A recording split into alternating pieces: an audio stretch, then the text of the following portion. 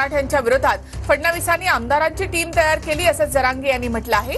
मराठ्यांच्या विरोधात जाणाऱ्या आमदारांना मराठी धडा शिकवणार असं जरांगे यांनी म्हटलंय।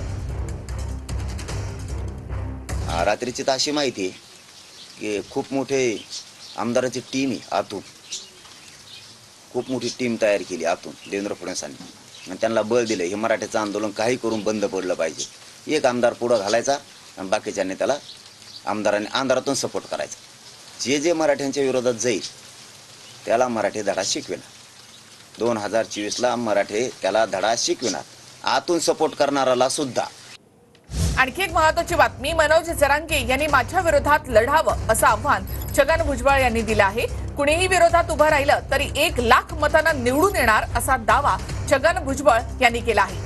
50 लाखांनी निवडून येऊ द्या, वेळेवर बघू असं म्हणत मनोज जरांगे यांनी भुजबळांवर निशाणा साधलाय।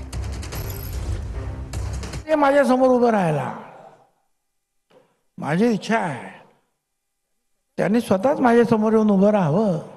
जरांगे कोणाचा माणूस आणि भुजबळांना जरी पाडलं तरी भुजबळांचा आवाज बंद होत नाही। ओबीसीचं आरक्षण, त्याचं संरक्षण करणं हे माझं काम आहे। तर सरकारमध्ये काय नाही तर रस्त्यावर काय, भुजबळाला सवयच आहे या 57-58 वर्षामध्ये रस्त्यावर सुद्धा लढायची आणि सरकारमध्ये राहून काम करण्याची। त्यामुळे मला फिकर नाही आहे।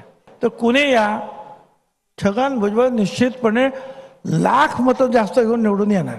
त्याला काय काम राहिलं बरं? आता किल्ले उडवण्याच्या पलीकडे काय राहिलं मला सांगा? त्याला आता ते किल्ल्या तर उडून द्या ना तेवढ्या, त्याच्या चाव्या तर सगळ्या फडणवीस साहेबाच्या हातात आहेत।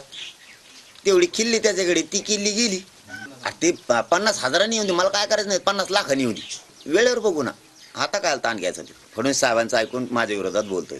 मोठा मुकादम ती सगळ्याच, हे बारकोले मुकादम आहे, ते टोळी मुकादम। आता मी येडा आहे ना, तज्ञ नाही ना।